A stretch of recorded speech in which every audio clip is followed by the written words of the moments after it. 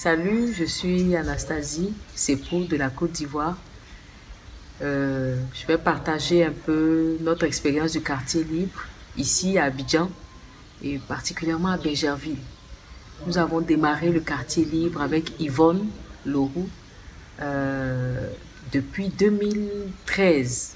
Et lorsque nous démarrions quartier libre, nous avions environ 190 enfants. Et aujourd'hui, en 2016, nous avons près de 500 enfants. L'un des témoignages que nous avons et qui nous touche beaucoup, c'est le fait que des familles musulmanes, des mères musulmanes, conduisent elles-mêmes leurs enfants au quartier libre. Et lorsque les équipiers visitent les enfants, ces familles sollicitent la prière, elles demandent la prière, alors qu'elles savent que nous sommes chrétiens, que nous partageons la parole de Dieu, que nous parlons de Jésus.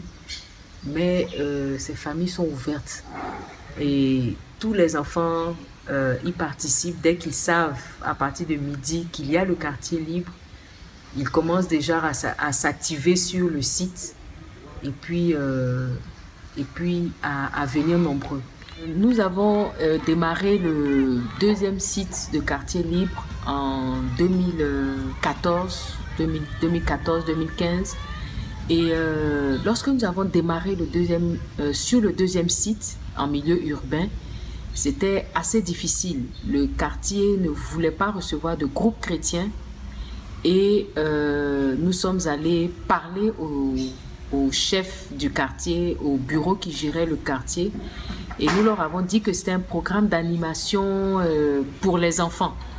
Ils ont été réticents parce qu'ils disent que les chrétiens font trop de bruit. Ils nous ont dit, bon, vous avez 1 an, on va voir ce que ça va donner.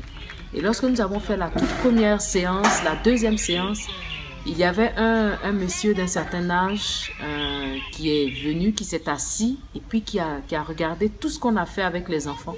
Il nous a dit, vous êtes venus pour combler un vide. Parce que souvent, certains parmi ces enfants-là vont à l'église, mais l'église ne suffit pas parce qu'ils passent la majorité de leur temps ici, sur l'espace où vous êtes venus. Et vous êtes venus pour combler un vide et j'espère que vous n'allez pas arrêter. Avec nous et à notre suite, d'autres groupes ont pu venir et puis faire des évangélisations sur ce site-là, ce qui était impossible au moment où nous démarrions le quartier libre. Bravo, c'est oui, tata. Il est si haut qu'on ne peut le surmonter, si profond qu'on ne peut le sonder. Il est si vaste qu'on ne peut le contourner. Oh, quel amour! Oh. Également, un dernier témoignage. Sur le premier site également, lorsque nous démarrions le quartier libre, il y avait des crimes rituels, les enfants étaient enlevés et abusés. Lorsque nous avons commencé le quartier libre, j'ai demandé aux coéquipiers qu'on prie régulièrement pour chacun de ces enfants et demander une protection spéciale du Seigneur sur chacun de ces enfants.